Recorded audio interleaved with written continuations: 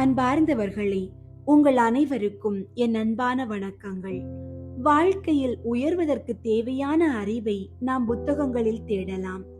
ஆனால் வாழ்வை தாங்கும் ஞானத்தை நாம் இறைவனிடம் மட்டுமே பெற முடியும். உண்மையான ஞானம் எது நல்லது எது கெட்டது என்று பிரித்தறிந்து நற்பயிற்சிகளை மேற்கொள்வதில் தான் இருக்கிறது. புனித சூசையப்பர் வணக்க மாதமான இந்த மார்ச் மாதத்தின் இறுதி நாட்களை நாம் நெருங்கி இருக்கிறோம். புனித சூசையப்பர் இறைவனுக்கு அஞ்சி நடந்தார். அந்த தெய்வீக அச்சமே அவருக்கு தூக்கத்தில் கூட இறைவனின் வழிகாட்டுதலை பெற்று தந்தது. புனித வாரத்தின் இந்த தொடக்கத்தில் சிலுவை பாதையில் பயணிக்க தயாராகும் இயேசுவின் ஞானத்தை காண்போம். எந்த சூழ்நிலையாக இருந்தாலும் தளரா மனம் கொண்டு நீங்கள் ஜெபியுங்கள்.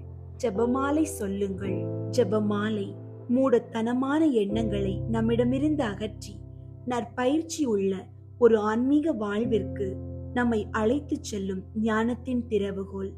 உங்கள் வாழ்வின் ஒவ்வொரு முடிவும் இறைவனுக்கு அஞ்சி எடுக்கும் முடிவாக அமையட்டும். இன்றைய நாளுக்கான இறைவார்த்தை நீதிமொழிகள் 1ஆம் அதிகாரம் 7ஆம் இறைவார்த்தை. ஆண்டவரிடம் கொள்ளும் அச்சமே ஞானத்தின் தொடக்கம்.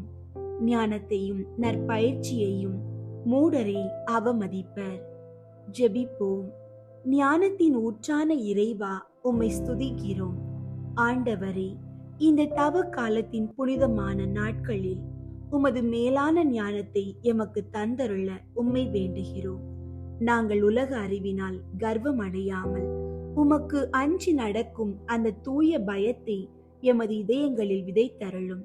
நற்பயிற்சிகளை நாங்கள் அவமதிக்காமல் ஒவ்வொரு நாளும் உமது வார்த்தையின்படி எம்மை நாங்களே செதுக்கிக் கொள்ளும் வரத்தை தாரும். ஆண்டவரிடம் கொள்ளும் அச்சமே ஞானத்தின் தொடக்கம் என்பதை எமது பிள்ளைகளும் உணர்ந்து கொள்ள செய்தருளும். புனித சூசையப்பரின் பரிந்துரையால் எமது இல்லங்களில் உமது தெய்வீக ஞானம் குடி புகட்டும். ஜெபமாலை வழியாக நாங்கள் ஏறெடுக்கும் ஒவ்வொரு மன்றாட்டையும் கனிவுடன் ஏற்று எமது மூடத்தனமான செயல்களை மன்னித்து உமக்கு உகந்த சாட்சிகளாக எங்களை மாற்றி அருளும்.